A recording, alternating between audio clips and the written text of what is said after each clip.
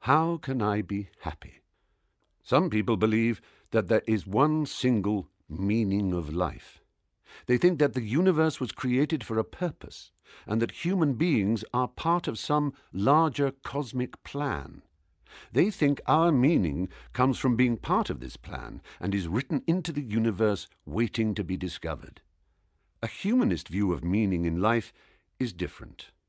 Humanists do not see that there is any obvious purpose to the universe, but that it is a natural phenomenon with no design behind it.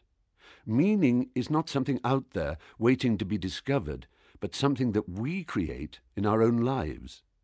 And although this vast and incredibly old universe was not created for us, all of us are connected to something bigger than ourselves, whether it is family and community, a tradition stretching into the past, an idea or cause looking forward to the future, or the beautiful wider natural world on which we were born and our species evolved.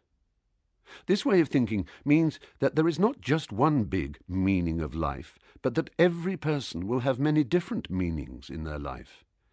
Each one of us is unique, and our different personalities depend on a complex mixture of influences from our parents, our environment, and our connections.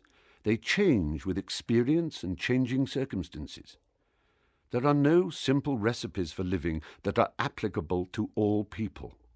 We have different tastes and preferences, different priorities and goals. One person may like drawing, walking in the woods and caring for their grandchildren. Another may like cooking, watching soap operas, savouring a favourite wine or a new food.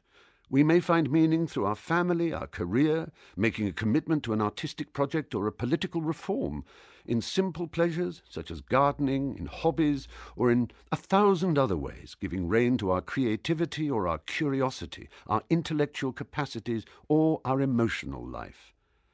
The time to be happy is now, and the way to find meaning in life is to get on and live it as fully and as well as we can.